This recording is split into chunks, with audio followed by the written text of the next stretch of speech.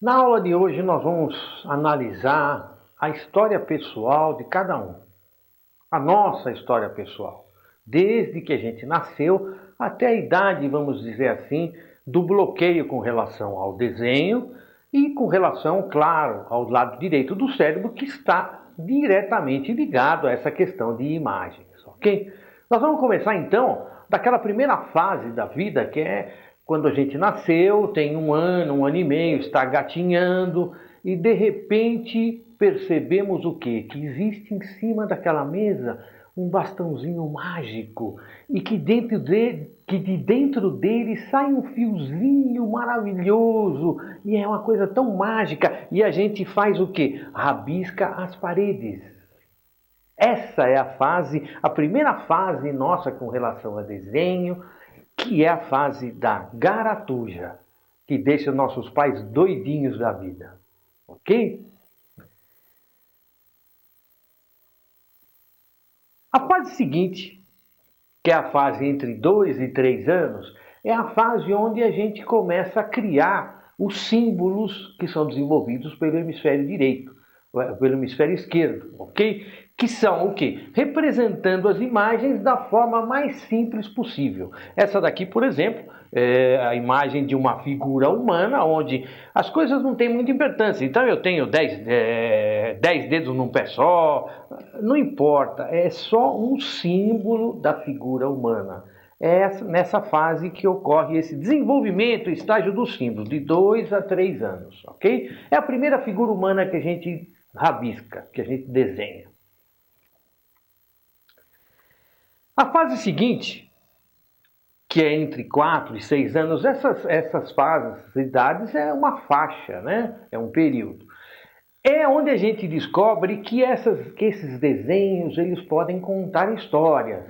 E é nessa fase e que surge, principalmente que surge aquele desenho da família, entendeu? Você então consegue contar uma história e de repente o braço ficou curto, você resolve só esticando. Porque é um símbolo, não tem grande importância. E nesse caso aqui está contando uma história. Olha, meu papai, mamãe, eu e a minha irmãzinha mais velha, brava. Olha aqui, está contando uma história. Essa é a fase entre 4 e 5 anos de idade. Todos os desenhos com os símbolos, agora um pouquinho mais elaborados que os anteriores, mas continuam símbolos. Na fase entre 5 e 6 anos é a fase onde a gente faz aquela nossa primeira paisagem.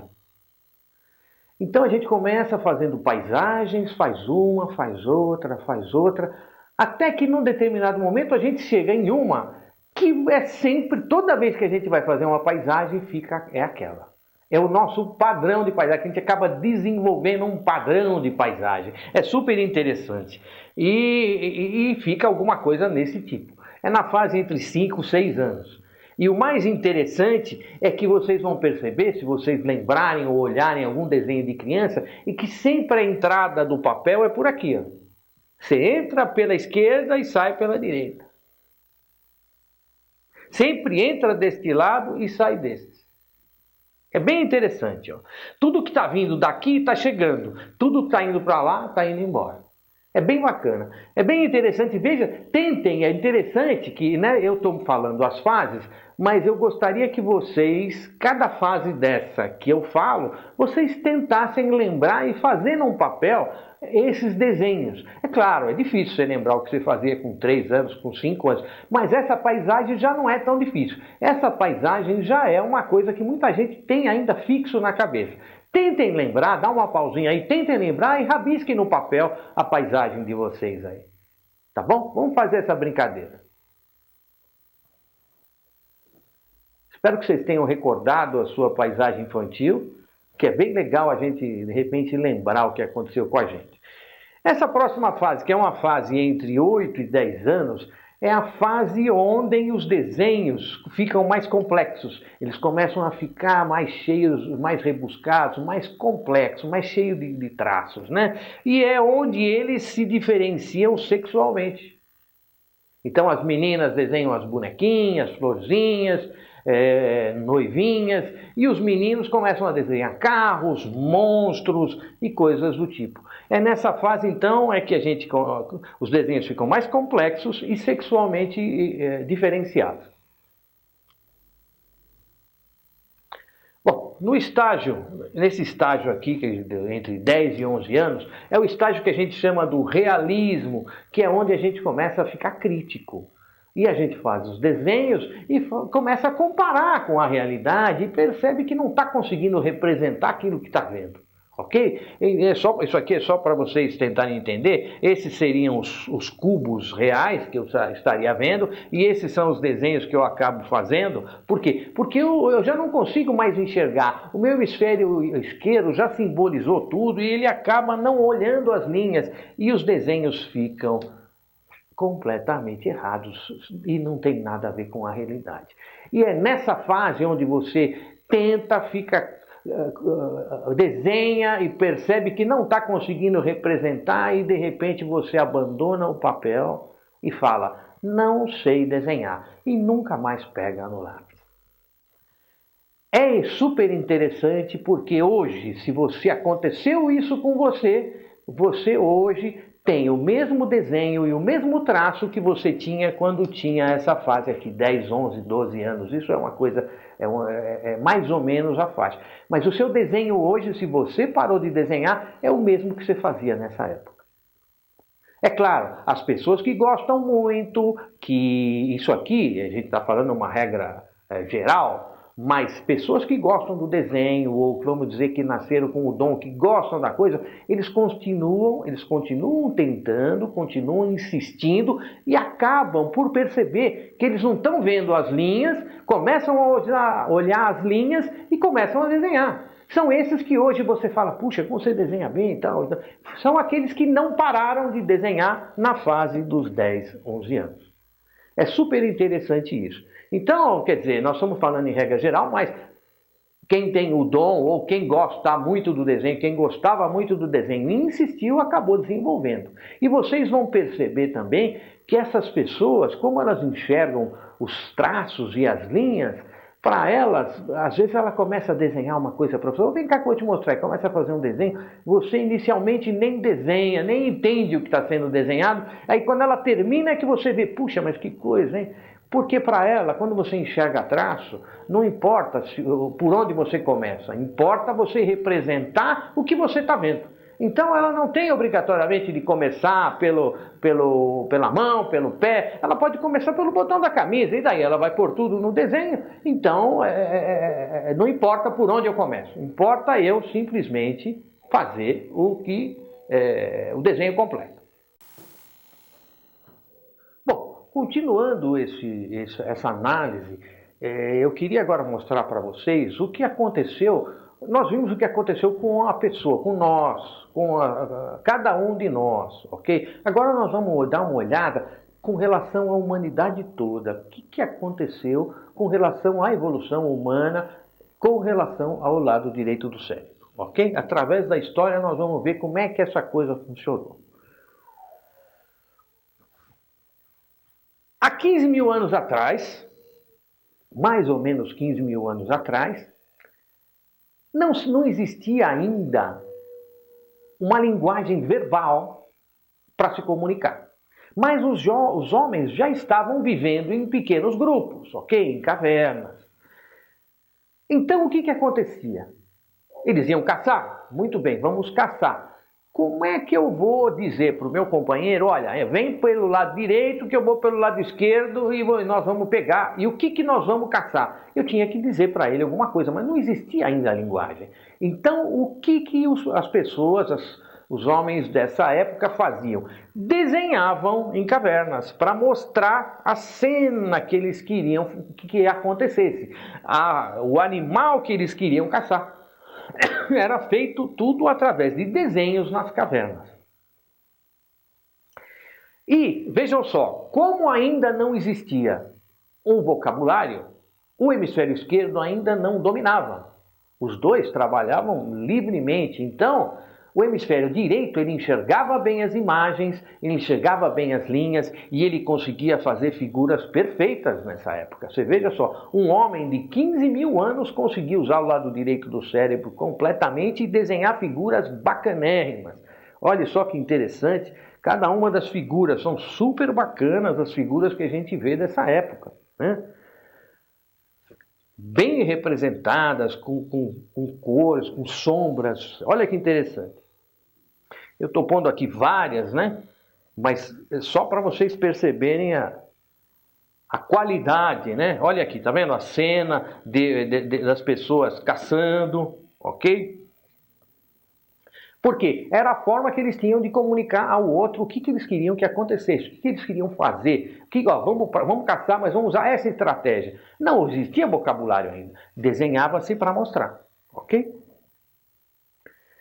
Agora nós vamos perceber uma coisa interessante. Nós começamos a evoluir, começamos a desenvolver uma linguagem, desenvolvemos a agricultura, começamos a plantar, não tínhamos mais a necessidade de caçar, simplesmente, entendeu? E já nos comunicávamos, isso é o principal, o hemisfério esquerdo já tinha desenvolvido a linguagem e já estava falando. O nosso desenho começa a se tornar símbolos. Perdemos a capacidade de enxergar. Olha que interessante. E nesta figura aqui vocês vão perceber mais ainda, olha, o homem que não falava, que não usava, que não estava dominado pelo hemisfério esquerdo, ele começa a evoluir, aprender a linguagem, desenvolver a agricultura e o nosso desenho, o nosso hemisfério direito vai ficando para escanteio. E nós acabamos no final usando só símbolos. Olha aqui, aprendemos a falar e desaprendemos a enxergar. Olha só que coisa interessante, né? Começam a ficar, olha só, rabiscos mesmo aí dessa fase, é só rabisco. Só rabisco, não existe mais desenho com a evolução. Aqui nós vamos falar um pouquinho do Egito, só para falar de cada uma das questões, né? O egípcio, por exemplo, olha que interessante, a figura humana era a mais importante das coisas. Então, você percebe que os rostos estão todos de lado, mas o peito sempre de frente. É super interessante esse detalhe. Olha só, outros desenhos, sempre o rosto de frente, a mulher sempre atrás do homem, o homem era mais importante, né? O machismo já vem dessa época. Aí eu estou correndo um pouquinho só para mostrar alguns detalhes interessantes. Na época medieval, século V, do 5 ao 15, vamos dizer assim, né? O que acontecia? Já existiam pinturas, desenhos, existiam tudo, mas não se conhecia uma coisa que hoje para nós é super comum, a gente aprende na escola, logo que aprende desenho, se aprende isso, que é a perspectiva. Ninguém tinha a menor noção de perspectiva. Então, o que os artistas faziam? O que estava mais longe, eles colocavam mais para cima, para trás e para cima. Olha que coisa mais doida aqui. Isso aqui não é uma perspectiva nunca. Mas estava para trás, era para cima. Aqui mesma coisa, para cima e sempre subindo. Até que esses desenhos aqui, ó, são outro tipo de perspectiva, como não se tinha essa questão, não se conhecia perspectiva, esse desenho era feito no Japão nessa mesma época, né? E ele era feito em planos. Vocês percebem que nós temos um plano aqui, outro plano lá, são todos planos sem perspectiva nenhuma, são só planos. Olha aqui, ó. A gente tem planos, sempre planos, esses desenhos japoneses. É uma outra forma que eles usavam na época para representar o que não conheciam que era a perspectiva. Até que alguém, né, falou, puxa, mas eu quero ver o que eu estou vendo, eu quero representar no papel, como é que eu faço isso? E eles desenvolveram na época, antes ainda da descoberta, não se tinha descoberto ainda a perspectiva, desenvolveram esse sistema que nada mais é do que, criou-se uma janela, esta daqui, e nessa janela eu fiz arames ou linhas, Eu amarrei linhas no sentido horizontal e vertical de forma que ficasse um papel quadriculado, ok? E eu fazia o mesmo quadriculado no meu papel. Punha um tipo de um obelisco aqui para posicionar o rosto sempre na mesma posição, para enxergar, senão não tem sentido. Eu tinha que posicionar o rosto na mesma posição. Então eu punha o obelisco aqui, sei lá, na ponta do nariz, alguma coisa do tipo. E o que eu via através do quadriculado, eu fazia o traço no meu papel quadriculado. Eu representava no papel o que eu estava vendo aqui. E a perspectiva acabava saindo, porque eu estava olhando as linhas e representando as linhas que eu estava enxergando. A perspectiva começou a sair. Mas isso aqui é muito restrito, né? Você tem que fazer tudo através de um quadro, numa posição chata. Bom, de qualquer forma, era a solução que na época foi encontrada. Aqui é uma outra representação de uma outra técnica que era utilizada, que era um pouquinho mais complicada ainda, onde de cada ponto eles tinham aqui um tipo de um pêndulo e usavam uma linha para marcar todos os pontos do papel e fazer como se fosse hoje um quebra-cabeça de ligar pontos. Olha que interessante. Mas alguém percebeu que, se você olhasse as figuras, as linhas, na verdade, corriam todas para um mesmo ponto, que a gente chama hoje de ponto de fuga. Ou seja, são os pontos para onde todas as linhas convergem. Tá? É claro, neste caso nós estamos olhando os trilhos de um trem, mas sempre as linhas, ou para um lado ou para outro, elas correm para um ponto de fuga. E baseado nesse ponto de fuga é que começou-se a desenvolver, então, realmente e conseguir enxergar a perspectiva de verdade, né? Com essas, usando o ponto de fuga e tudo. E foi aí que trabalhos como a Santa Ceia foi todinho baseado em ponto de fuga e perspectiva. Tudo passou a ser super analisado e projetado antes de colocar no papel, para que a realidade, o desenho ficasse mais real, o trabalho ficasse mais perfeito. Nessa época, o que o pessoal buscava, na verdade, esses são trabalhos romanos, é a realidade. Eles queriam representar o máximo possível a realidade. Então, cada vez mais se buscava o realismo. Mas, para se ter realismo fazendo uma cena, o que nós precisamos? Que a cena fique estática até que eu consiga pintar essa cena, desenhar esta cena, ok? Então, o que acontece? Eu só consigo fazer cenas pequenas, com pouca gente, ou o que se fazia mais na época, que é do renascentismo, do século XIII ao XVII, eram retratos. E nessa época foi criado o que se chamava de normas da boa pintura. Ok? O que eram essas normas da boa pintura? Elas estabeleciam como é que deveria ser como os trabalhos deveriam ser, que cores deveriam usar, como ele deveria ser criado. E acabava ficando restrito a cenas assim, pequenas, maioria retratos. Ok? Mas alguns artistas queriam representar a realidade, queriam ver uma cena e pôr no papel, e pôr no quadro, pôr na tela. O que acontecia? Quando você representa uma cena em movimento, como essa que vocês estão vendo aqui, o barco, as pessoas atravessando uma ponte, você não pode demorar, as pessoas não vão parar para você fazer a cena. Então você tem que representar rapidamente, você tem que tirar uma impressão instantânea daquela cena, por isso que chama impressionismo. Então, o que acontece? As representações não são perfeitas, que nem dá tempo de fazer isso. São feitas as pessoas que basicamente são uma pincelada. Olha como eu vou mostrar para vocês. Tá vendo? Estas duas moças aqui é esta ampliação aqui. Vocês vão ver que são pinceladas, não dá para se notar, não tem detalhe nenhum. Mas eu vejo uma cena, eu consigo representar a vida, a realidade do lado de fora. E aí, o que acontecia com essas pessoas que faziam pinceladas instantâneas e rápidas e eram os impressionistas?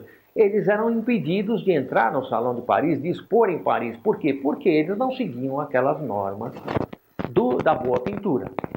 Mas, com o tempo, é óbvio que eles acabaram vencendo, porque as pessoas não queriam ver só aqueles quadros, aquelas cenas paradas, queriam ver realidade, queriam ver isso daqui. E acabaram por serem aceitos e com razão. Agora, antes de falar isso, vocês vejam que quanta dificuldade, né? Tudo isso é para mostrar para vocês que nós estamos falando aí, nós começamos há 15 mil anos atrás, estamos aqui depois do renascentismo, no impressionismo, e vocês veem as dificuldades que a humanidade toda passou com relação a isso, né? Vocês vão ver que eu pulei algumas fases, que eu me ative ao que eu acho mais importante com relação realmente a enxergar e ver e a botar no papel o que está vendo, as dificuldades que a humanidade teve. E agora a próxima dificuldade, que nós já vimos uma importantíssima que foi a perspectiva, agora nós vamos ver uma dificuldade impressionante, que é o seguinte: quando se desenhava, quando se fazia pinturas, teve uma época aí que se desenhava muito batalha, aquelas figuras de cenas de batalha, na época do Império se fazia muito isso. E para representar essas batalhas, as pessoas, a cavalaria, eles representavam aqueles cavalos na posição mais, vamos dizer assim, impressionante que tinha, que seriam os cavalos com as 4 patas fora do chão. Quando ele está naquela velocidade que ele está com as patas fora do chão. E o que acontecia? Ninguém sabia como era isso, porque nós não temos, o nosso olho não consegue enxergar na velocidade que precisa para conseguir enxergar onde é esse detalhe. Então eles queriam fazer, era uma foto, porque um quadro é uma foto, tinha que representar aquela cena parada, e o cavalo numa forma bem impressionante, como se estivesse no ar. O que eles faziam? Imaginou-se que o cavalo, quando as 4 patas estão fora do chão, ele estivesse com as patas da frente esticadas e as de trás para trás. Naquele momento, vamos dizer, do pulo do galope. E faziam os quadros assim. Representavam aquelas batalhas e o cavalo como se estivesse no ar. Mas quando você olhava o quadro, parecia que o cavalo estava de barriga no chão. Por quê? Porque, na verdade, está errada essa posição. Esta posição não é a posição em que ele está fora do ar. E só conseguiu-se resolver este problema no momento em que entrou a fotografia, se descobriu a fotografia e alguém com uma máquina fotográfica fotografou a sequência de um cavalo correndo. E aí você percebe. Aliás, é interessante, tentem, façam aí, vejam se é isso mesmo. Imaginem essa posição, a posição que vocês acham que ele está com as 4 patas fora do chão. Vocês vão errar, a não ser que vocês já conheçam isso. E com a fotografia, somente com a fotografia que nós descobrimos isso. Olha só, hein? Todo esse tempo, só a fotografia que nos fez enxergar o que nós não temos rapidez no olhar para enxergar. Ó. Neste quadro nós vamos ver a sequência de fotos que foi tirada do animal, do cavalo correndo, e foi a única forma que se encontrou de enxergar, porque o olho não tem essa velocidade, não consegue parar, a gente vê um borrão quando o cavalo passa correndo, e vocês vão perceber que em todas as fotos ele tem sempre 1 ou 2 ou 3 pés no chão. A única que não tem é esta daqui, e esta seria a posição. E esta era a posição que se imaginava, onde as patas esticadas e parece que ele está de barriga no chão. Ok? Então, vejam que interessante quanto nós enfrentamos de dificuldade até conseguir chegar a essa cena, que é lógico, quando perceberam isso aí, muita gente saiu corrigindo os seus quadros, porque estavam horríveis aqueles quadros de batalha que o cavalo parecia que estava de barriga no chão.